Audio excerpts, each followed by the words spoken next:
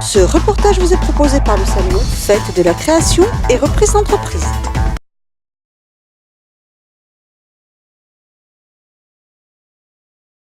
En moyenne, chaque année, 216 000 femmes sont victimes de violences conjugales. Dans les Landes, 213 cas ont été déclarés. Considéré comme un enjeu prioritaire de santé publique, un protocole national a permis de renforcer les liens entre services de santé, de police et de justice. Dans le plan ministériel de lutte contre la violence faite aux femmes, il est prévu également la nomination de référents dans chaque service d'accueil des urgences. Au centre hospitalier de Dax, il s'agit du docteur Bertrand Lez, médecin urgentiste. Depuis le 2015, en fait, on était 2 médecins à avoir passé une formation. Moi, une formation de médecin légiste, mon collègue, une formation de prise en charge des victimes. Donc on avait des diplômes justement qui nous permettaient d'avoir la légitimité de créer une unité. Voilà. Donc c'est pour ça qu'on a commencé à structurer les choses. On le faisait un peu avant, mais au cas par cas. Donc voilà, là on s'est dit, on crée l'unité et on met en charge des protocoles et on coordonne les prises en charge pour nos collègues des urgences. Ça permet que tout le monde soit impliqué justement, et c'est vrai que c'est le cas. C'est-à-dire que voilà, c'est fréquent que le brancardier va nous dire tu vois, j'ai un doute. L'idée c'était ça, c'était de travailler en équipe sur le repérage. Physique mais aussi verbale, psychologique ou bien sexuelle, les violences conjugales s'exercent sous différentes formes. Au niveau psychologique, c'est souvent des gens qui sont souvent détruits et qui ont ce qu'on appelle des états de stress post-traumatique. C'est-à-dire en fait, c'est des gens qui vont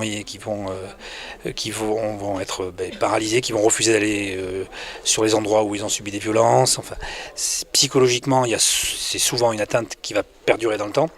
Et après, physiquement, la difficulté, c'est que c'est souvent des petites violences. Ça va être des hématomes, des ecchymoses sur les bras, rarement de soins médicaux qui vont nécessiter des hospitalisations, rarement de fractures. Alors ça peut arriver, le cliché vraiment de la femme qu'on voit sur les prospectus avec des hématomes, des pieds à la tête, ça peut arriver, mais c'est pas le plus fréquent. C'est souvent des petites violences et une fois un coup. D'ailleurs elles le disent, souvent il y a un élément déclencheur. Par exemple, il y a 15 jours j'ai eu ça, une femme qui...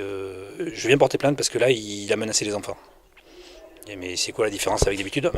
D'habitude il me donnait moi des petites baffes. Voilà, c'était ces termes exactement. Donc en fait c'est une banalisation des violences parce que tellement habitués à en subir qu'au final on accepte. Et même les enfants victimes et les enfants témoins encore plus, on sait que derrière souvent ils deviennent violents eux-mêmes. Donc effectivement il faut prendre en charge toute la famille. 161 procédures en 2017 sur le ressort d'Aqua.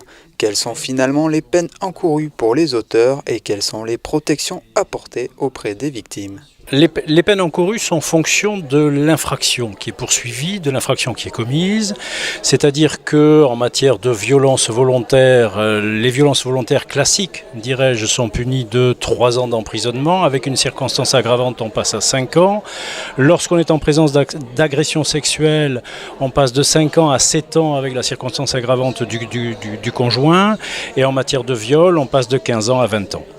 Pour la protection des victimes, au-delà de la poursuite, de l'identification, de la garde à vue bien évidemment, ou de l'audition de l'intéressé et de son déferment, on a un éventail de possibilités. Possibilités procédurales en ce qui concerne l'intéressé lui-même, l'auteur.